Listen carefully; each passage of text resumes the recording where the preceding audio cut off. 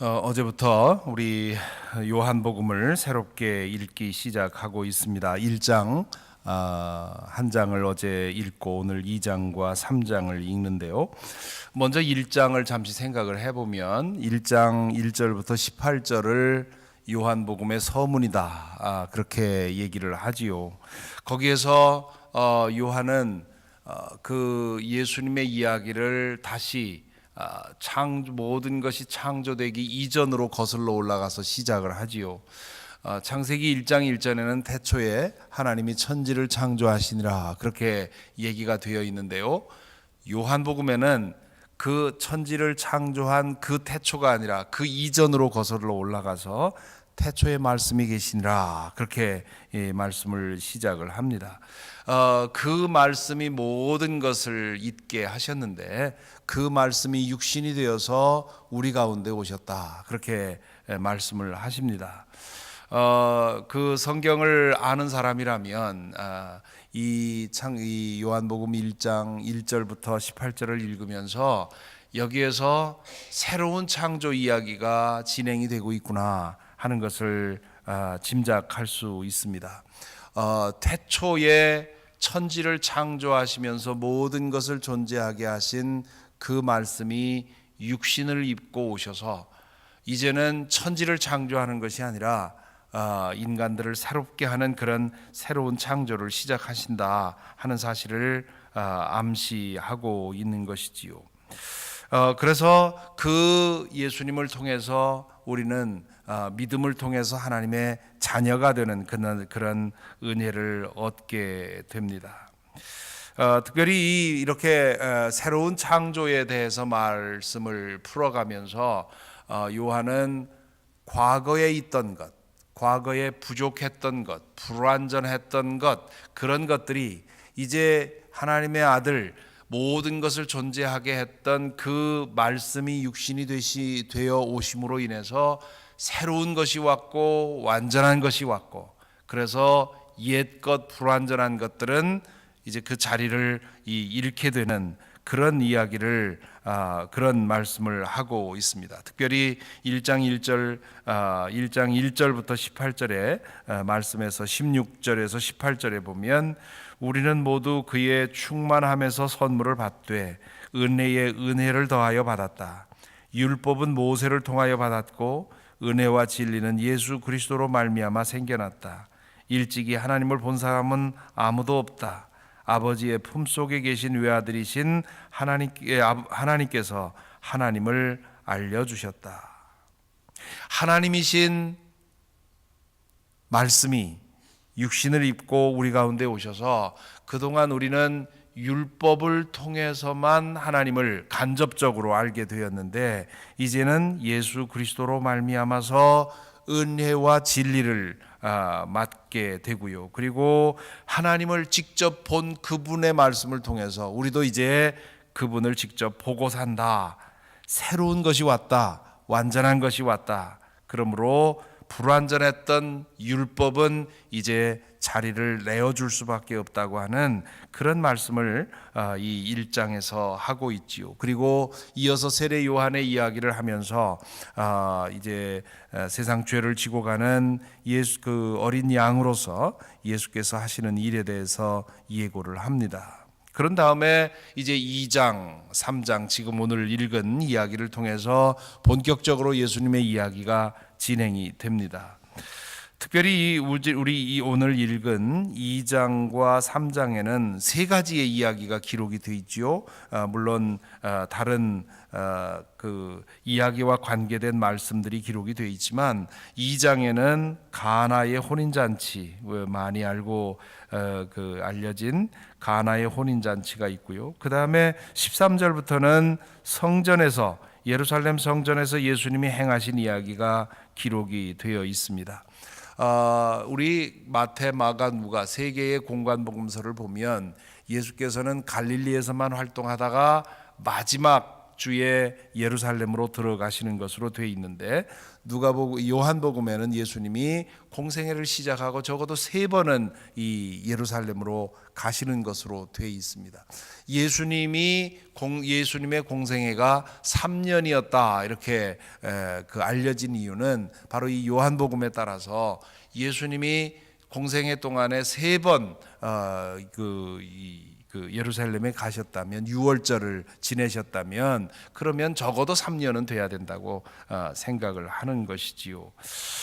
오늘 이 2장 두 번째 나오는 성전에서 하신 이 행동과 말씀은 우리 복음서에 다른 마태, 마가, 누가에 보면 마지막에 나와 있지요. 마지막에 예루살렘에 입성하실 때 하신 일로 되어 있는데, 지금 요한복음에는 서두에 나와 있습니다. 예수께서 6월절마다 공생의 기간 6월절마다 예루살렘에 가셨다면 예루살렘에 가실 때마다 무언가를 하셨겠지요.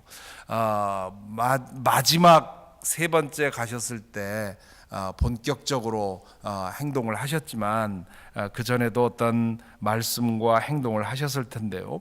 요한은 그것을 첫 번째 이야기로 끌어다 놓고 있습니다. 그러므로서 지금 이 연속되는 이야기를 통해서 전하려고 하는 메시지를 강조하고 있지요. 그리고 3장에 가면 니고데모와 예수님과의 대화가 나옵니다. 거듭남에 대한 대화, 거듭남에 대한 그런 주제를 놓고 예수님과 대화를 하지요.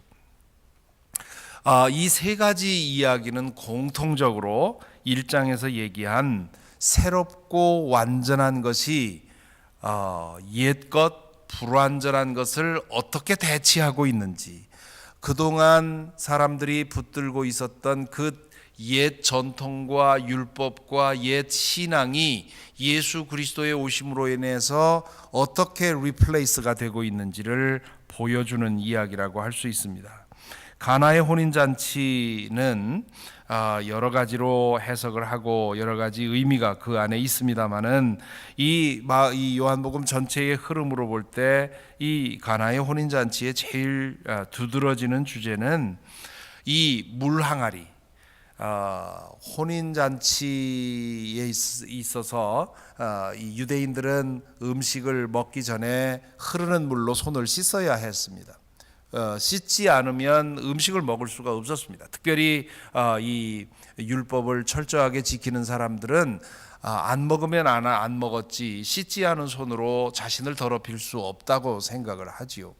이 가나의 혼인잔치에 있어서 위기는 술이 떨어진 것이었는데, 포도주가 떨어진 것이었는데, 예수님이 거기에 개입하셔서 물 항아리, 이 손을 씻도록 준비된 6개의 물 항아리에 있는 물을 모두 포도주로 바꿔놓습니다. 우리는 포도주로 바뀐 것을 생각을 하지만 당시에 율법을 신실하게 지키던 유대인들에게는 씻을 물이 없어진 것이지요. 지금 잔치집에 포도주가 떨어져서 잔치가 깨질 그런 위기에 있었는데 예수께서 그 물을 포도주로 바꾸어 놓으셨습니다. 그러므로서 잔치가 시작이 됐거든요. 그런데 잔치가 시작이 됐어도 씻지 않고는 먹을 수 없었던 유대인들, 이 율법을 지키는 사람들에게는 전혀 잔치가 새롭게 시작된 것이 아닙니다. 율법을 지키는 유대인들에게는 재앙이 일어난 것이지요. 지금 이 가나의 혼인잔치는 예수께서 오심으로 인해서 이 율법과 전통과 제사에 묶여있던 유대교를 안에서부터 새롭게 하시는 그런 죽어있는 잔치가 끝난 그런 죽어있는 그 신앙생활을 포도주로 바꾸는 것 같은 그런 새로운 변화를 일으키시는데, 그것이 옛 전통에 붙들려 있는 사람들에게는 기쁨이 아니라 새로운 그런 변화가 아니라 재앙이 된다고 하는 것을 이 요한복음 가나의 혼인잔치는 얘기를 하고 있습니다. 그 뒤에 성전에서 일어난 일도 마찬가지입니다. 요한이 이 이야기를 첫 번째 방문에다가 강조한 이유는 이제 성전 안에서 제사를 통해서 하나님을 만나던 시대가 예수님이 오심으로 끝난다는 것이지요. 특별히 마지막에 19절, 21절, 22절에 보면 예수께서 이 성전을 허물어라, 내가 사흘 안에 세우겠다, 그렇게 말씀을 하시지요.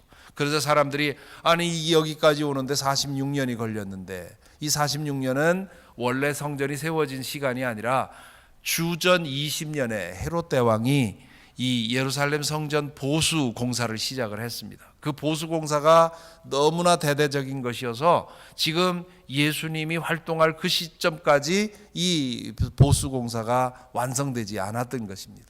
그러므로 이 주전 20년에 시작이 되었으니 예수님이 활동하실 즈음 되면 46년, 47년 뭐 이렇게 된 거지요.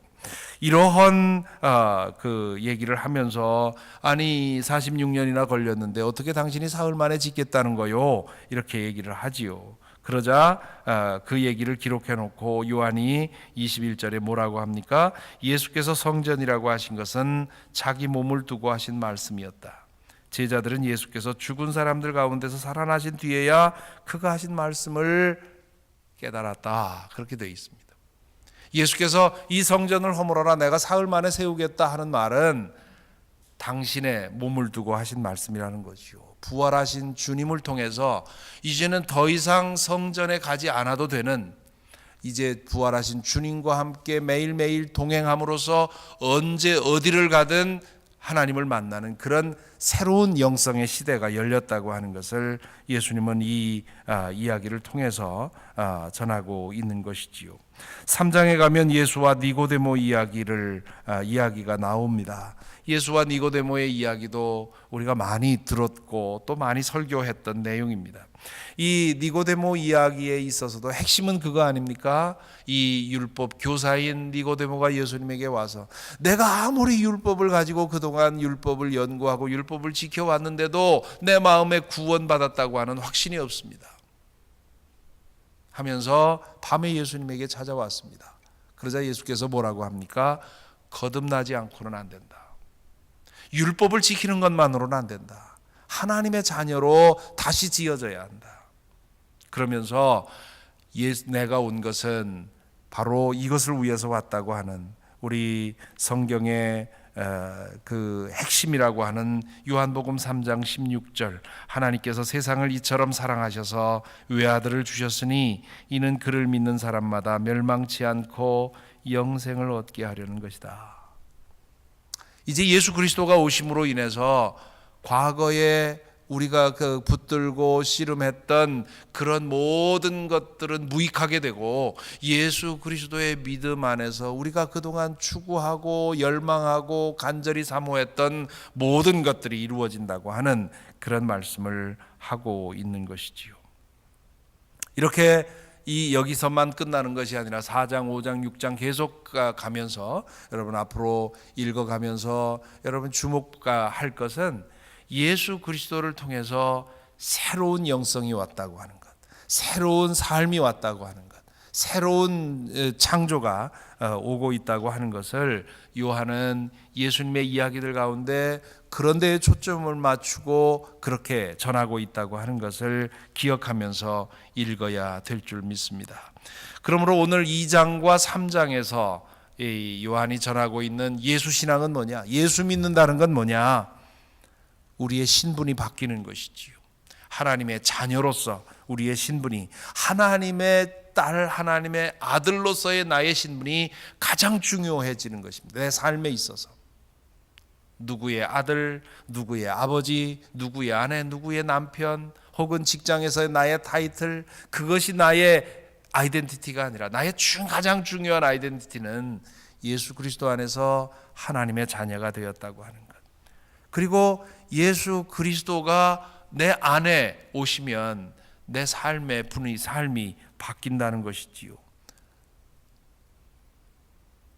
이런저런 이유로 인해서 우리의 삶의 잔치가 끝났을 때, 기쁨이 끝났을 때, 즐거움이 끝나고 소망이 끝나고 모든 것이 깨어졌을 때 예수님이 다시 들어오시면 잔치는 다시 회복이 된다는 겁니다. 다른 무엇으로 하는 잔치는 끝날 수밖에 없는 거지요.